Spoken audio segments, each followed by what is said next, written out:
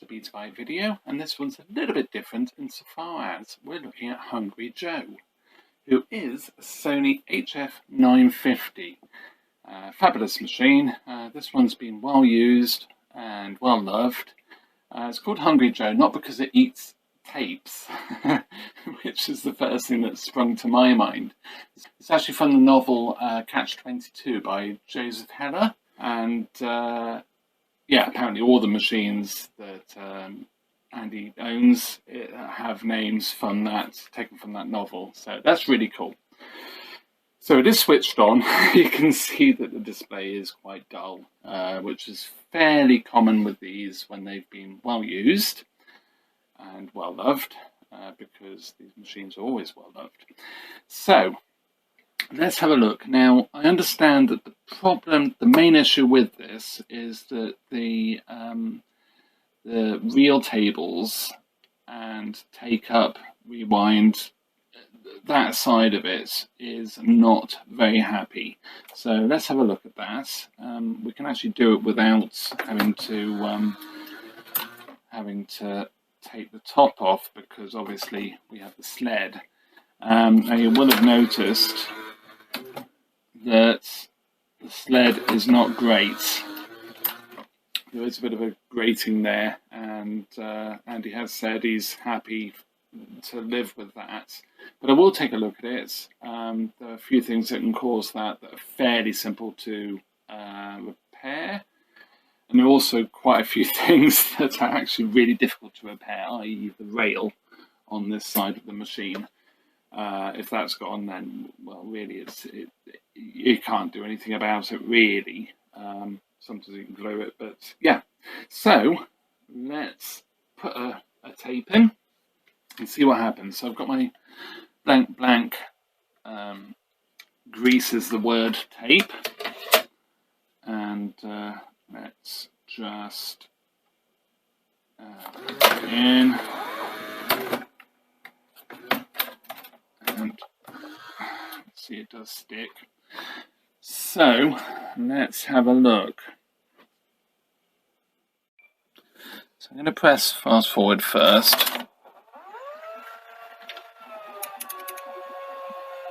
That actually seems fine.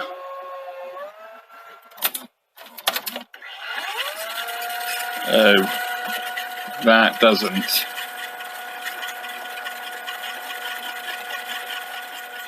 I mean, it seems fine, other than that. Okay, so let's eject it. So I think the next thing is take the top off and just have a look what's going on, put a proper tape in it, and give it a test. Okay, so playing a tape back, hi-fi stereo recorded. You can't really see that. Oh, yes you can. So we've got a missing element on the VU meters, but that's fine. Doesn't really affect anything. Quality-wise, it's actually really, really good. More than happy with this. The thing that sort of springs to mind with this, does actually look incredibly good. It's a fantastic picture. Let's try the pause. We'll find it. Perfect pause. That is brilliant. Such a nice machine. So yeah,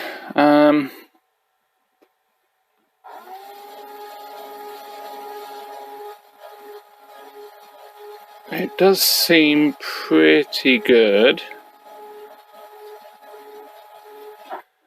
Let's try wind. Let's try rewind.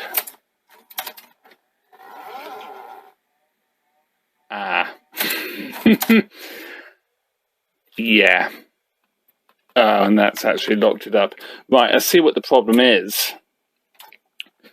There is something definitely going bad with the rewind side of it, the supply spool, but only in rewind. That's actually quite a different fault to what I was expecting. I was expecting sort of wear on the real motor, or possibly a bad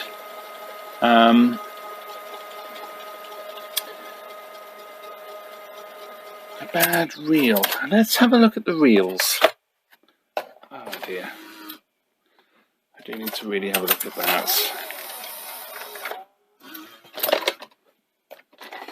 I mean, there is the risk as well, but just close it, open it.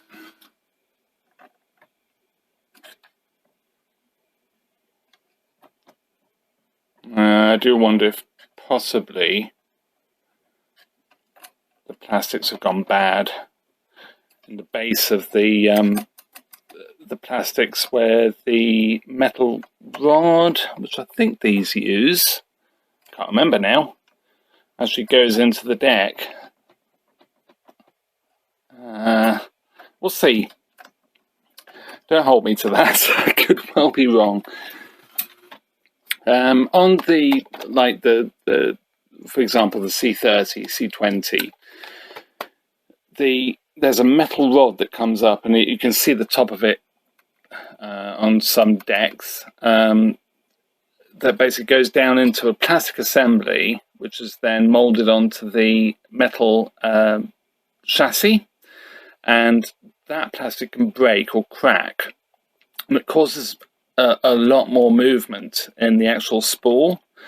And I don't know, they seem about the same, to be honest. Just wonder what is going on. It's really weird that it's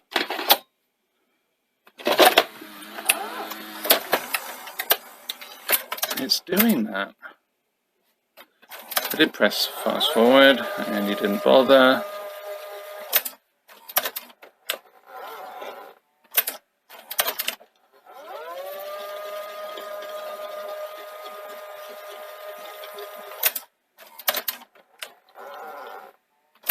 I mean, I do wonder if it's almost something like a brake. That's going to be an interesting one. Something a little bit different. Okay, so let's crack on and take this apart. It should be fairly easy to investigate that. And just, oh dear. Just find out what is actually playing up. So, let's crack on. The next thing is to take the plates off the bottom of the drawer. Obviously the machine's switched off, but I've left it in the eject position. So the obviously no cassette in there, but it's in eject. Just turn it off, take the power off, because you don't want this to go in while you're doing this. But you can actually gain a lot of access just by literally removing this base plate. You don't have to take the drawer out. You can, I mean, the first time I did one of these, I actually removed the whole drawer out of the machine, which is a massive job, but you just don't need to. So, here's the assembly that we're interested in. You can see all the cables go through to one place as well. I do notice there's actually a screw that is not correct. Not that that'll have any effect on the workings of this, but oh, croaky voice. But still, it's not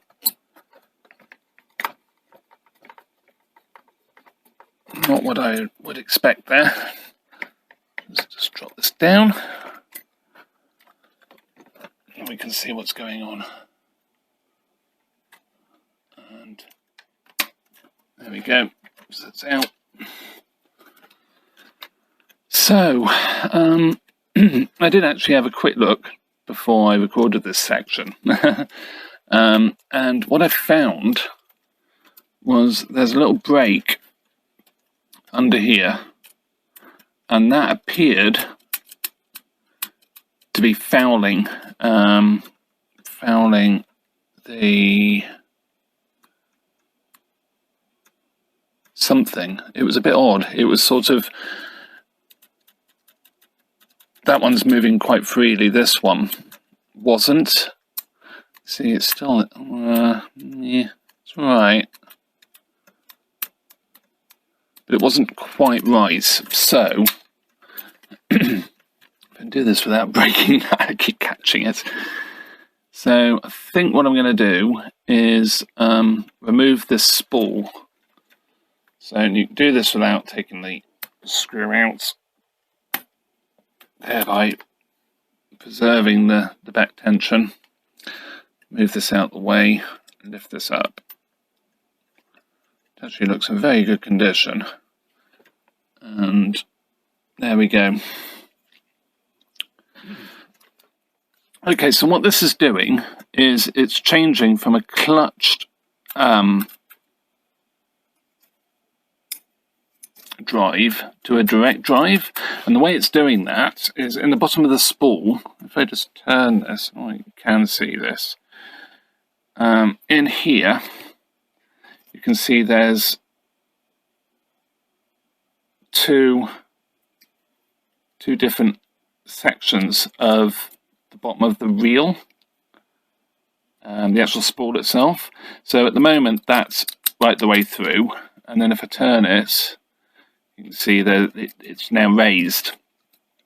So with this down, it's clutched. So there's a clutch there. So it allows for slippage for things like picture search and play and reverse play and all the rest of it. But in wind, what it does is it pulls this up and pushes into the gap. And that's then direct driving, so there's no clutch, there's no slip, which of course you'd want in wind and rewind. And that's why, obviously, because this was getting stuck, it was just causing it to jam, basically, because there's not enough torque to rewind the tape. You need quite a lot of torque to rewind the tape in a beater, because obviously it's going back against everything, plus the whole tape path. It's going against the direction of the heads, so it's a lot of torque required, and of course with that not working, it was just jammed, basically. So what I'm going to do is I'm going to clean this up, not that it's really that contaminated, just check everything is okay, give it a grease, and then we're going to put it back together. So I'll do that next. That's all done. Check the motor as well. The motor's absolutely fine. That's perfect, which is great. There's nothing sort of rubbing or anything else. I put a tiny bit of the PTFE type plastic, suitable for plastic, silicone lubricants. So let's put this back together. It seems to work absolutely fine. I'll clean that. That's fine. No problem with that. Just drop that down and give it a bit of a rotate. So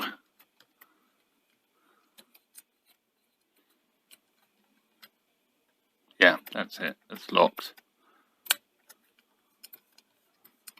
And push that in and it locks. So that is working. Fantastic. Okay, so I suppose, oh yeah, I said about that screw not being right. It is actually right. The one post is actually a metal post, the others are plastic, and they all look good. It does actually seem like a really good deck, so which is great. So let's get this back together. It's got to be mindful of these things, that they locate properly into the deck. But they should just go in, to be honest, fairly easily. Famous last words. I've got this roller here, which I believe that goes against. So, yes, let's get this back together.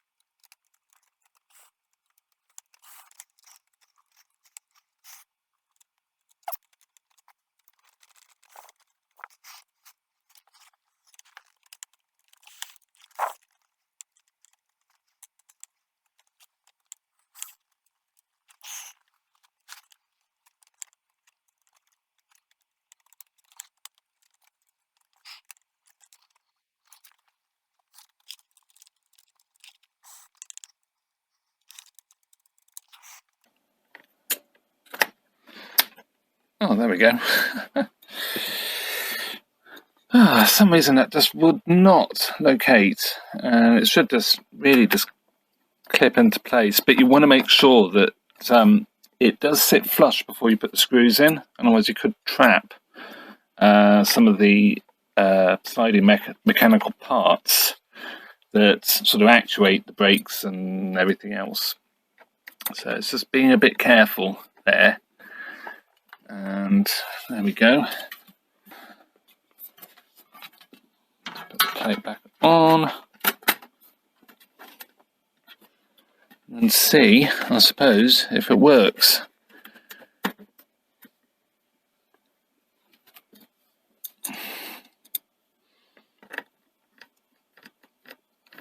Oh, one thing I didn't do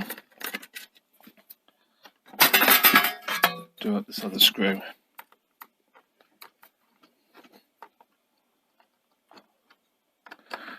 Don't over tighten these because the plastic isn't as strong as it was when it was new.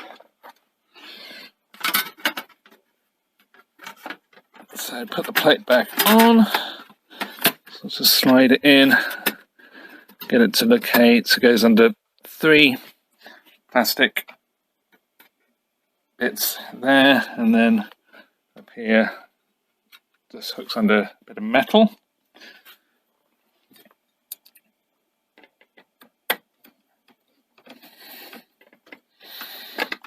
And then let's see if it actually does work. So let's try tape.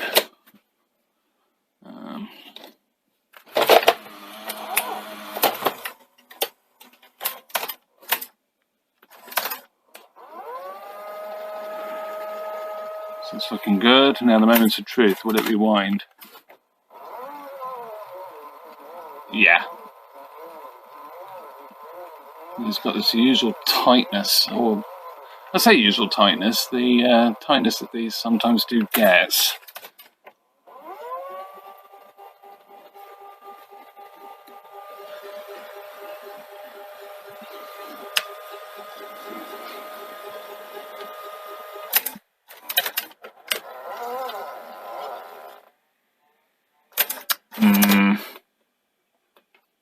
And then of course it fails.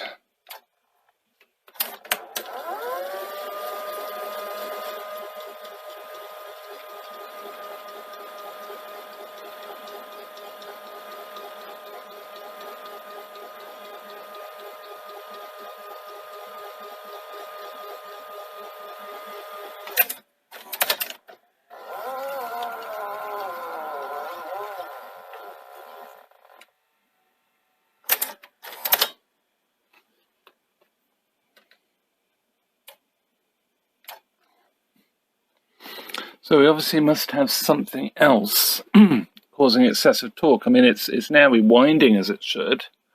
That spool is locking, but there's still excessive torque there.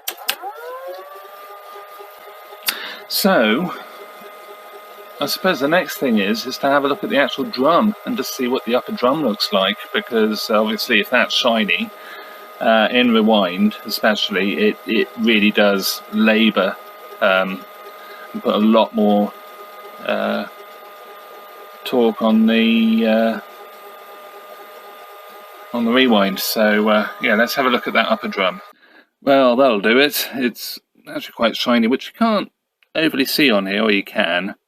There's also some contamination on the drum there, so let's give that a clean, give it a resurface, see how we get on. Time to remove the upper drum, and I sort of started without you, so I've already taken that off. These are a pain. They're so fragile, and they're not that easy to actually get to actually pull out the connector, but you can do it, and you don't necessarily have to use the wires, although I tend to very carefully pull them by all the wires, with a little bit of a jiggle as well, and a slight push down, and they will come away quite readily, so that's good.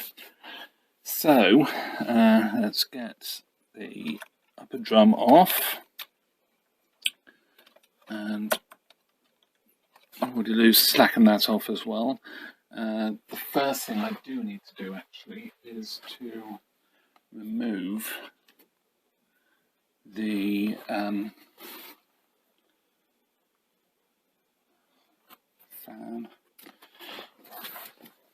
I think this will be good enough.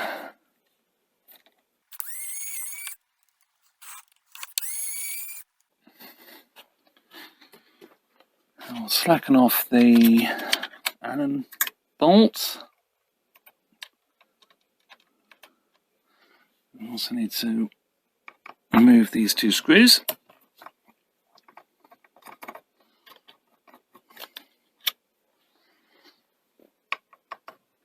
And we need to very carefully, you'll notice I haven't actually disassembled all of this here, which is a nice thing to do. It does make life easier, but I tend to not disturb them now, and there's no real need to do it if you're careful. So let's just get this free.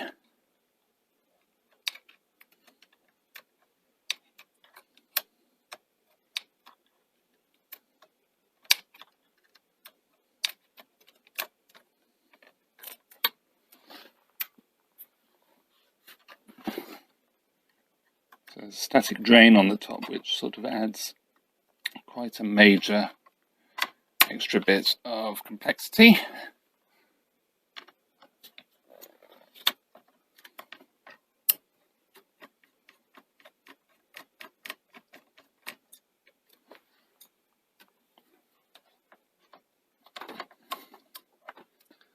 Let's turn that round, being careful not to strain anything that's underneath, although it is actually fairly difficult to do that.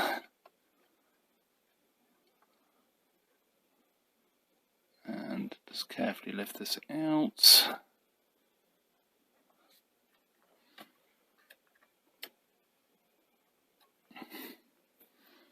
You can see the spring, well, you probably can't see, but the spring is actually fairly high, so it's not too bad, and there's plenty of play in it. Usually to just lift it out like so. So that's it, that's off.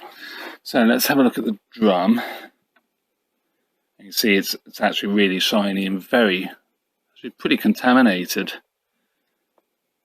So there's been a tape in there that's not been the best. What's that grease on there? Something.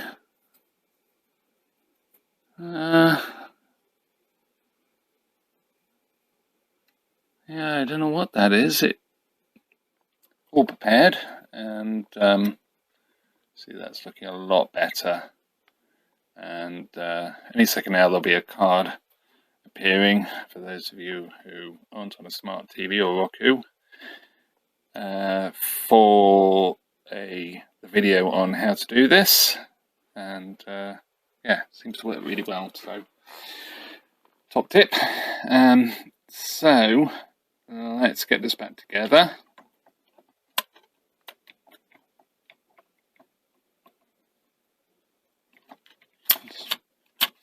Got the anti-static plastic just getting itself in the way, and then turn that round.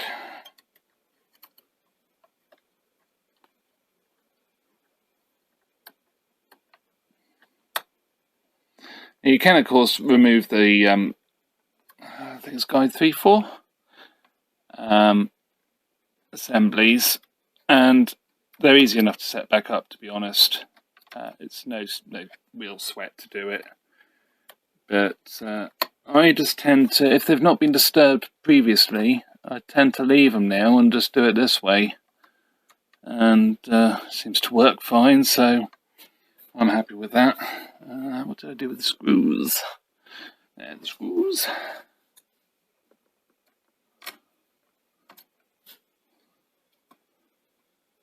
Don't have to be tight or particularly tight.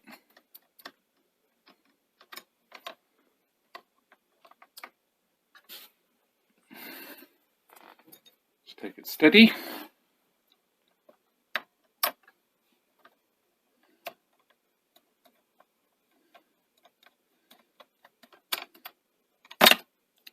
want to do that.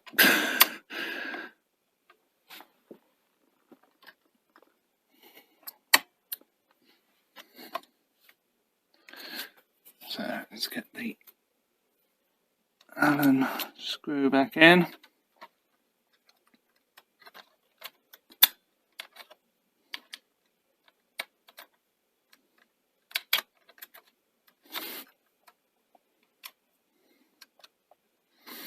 Which you didn't have a particularly good view of, but you pretty much know the drill if you know these machines. All of the 711 based decks are the same. Just one Allen bolt doing most of the work, and then some have screws on the top like the early C9s and hi-fi machines.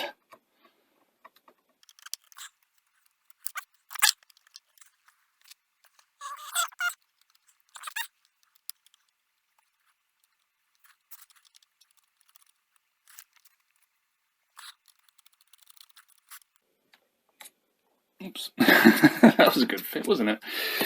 So, back on with the hi-fi connector. Magic. So let's power it up and see how we go. Tape.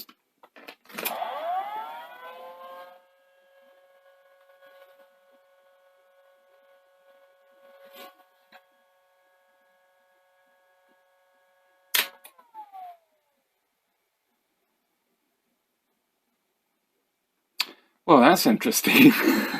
Wasn't expecting that.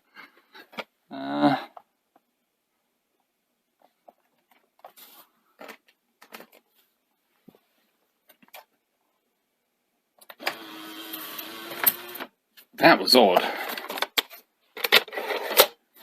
I was obviously a bit confused.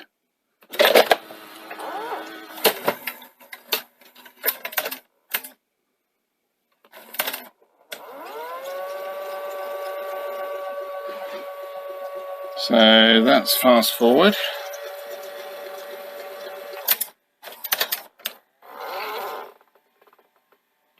Still got high torque there somehow.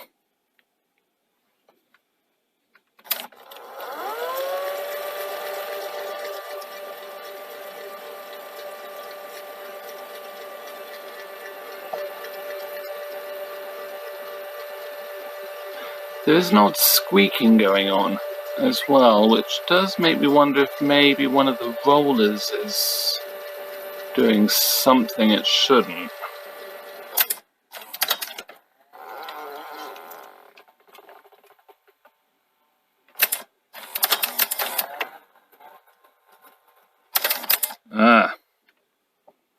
We have got something going on.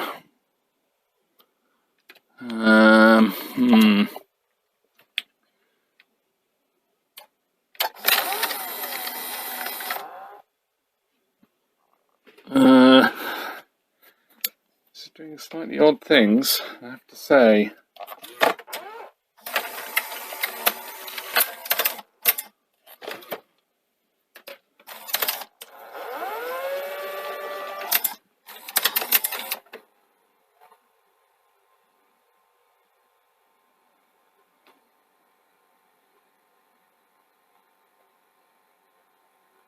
Yeah, take-up torque's weird.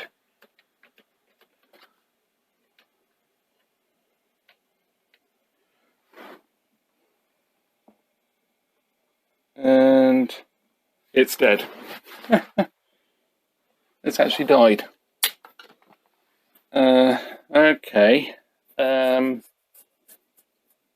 What's that all about?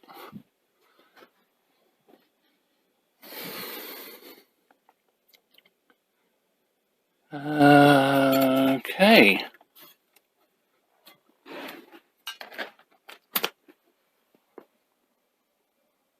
Yeah, that's completely dead. Oh.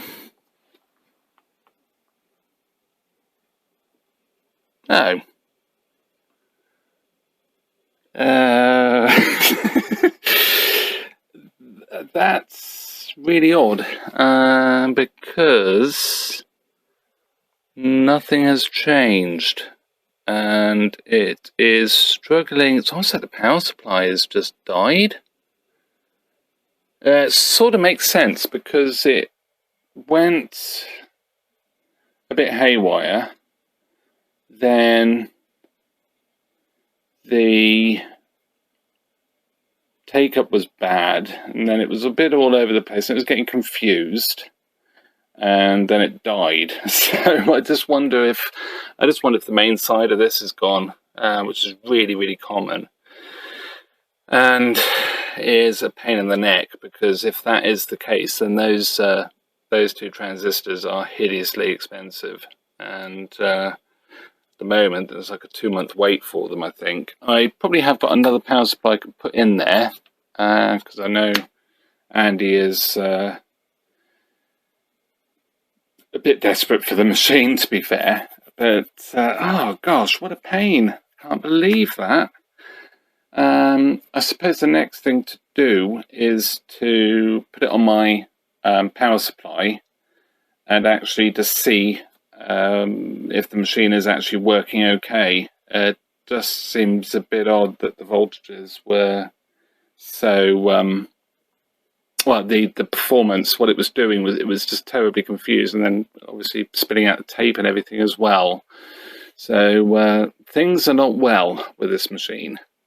So I suppose we better investigate further.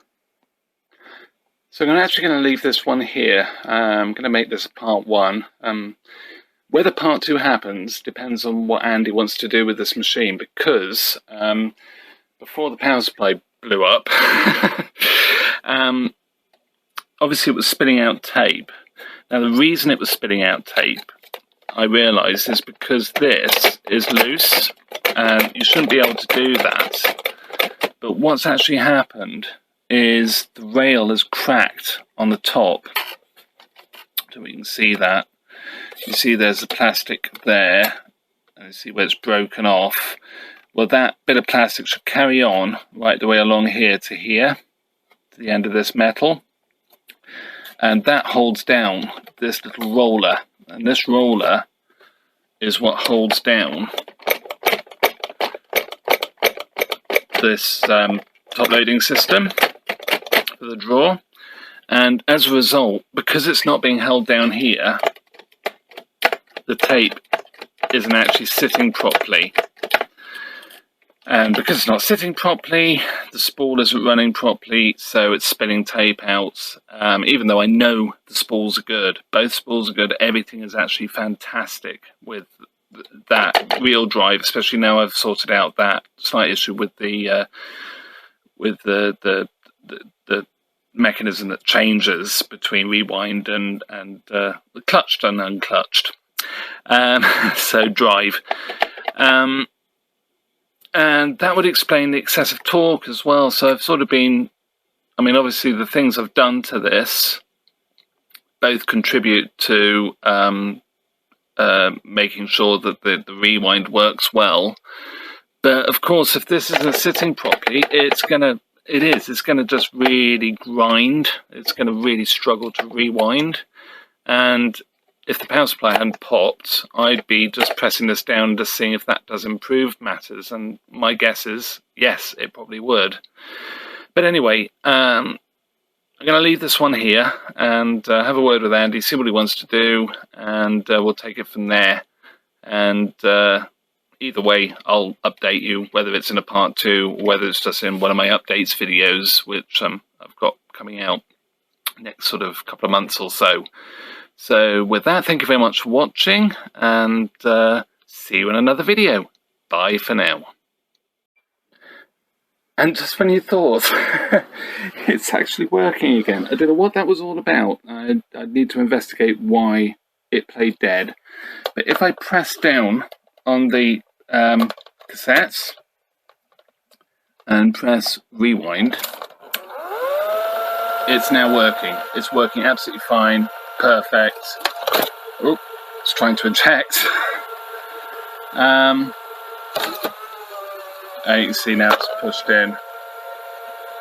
It's still very confused. I don't know what's going on. It's the logic seems to be all up the wall, but at least that side of it is working. So yeah. So with that, thank you very much for watching once again, and see you in another video. Bye for now.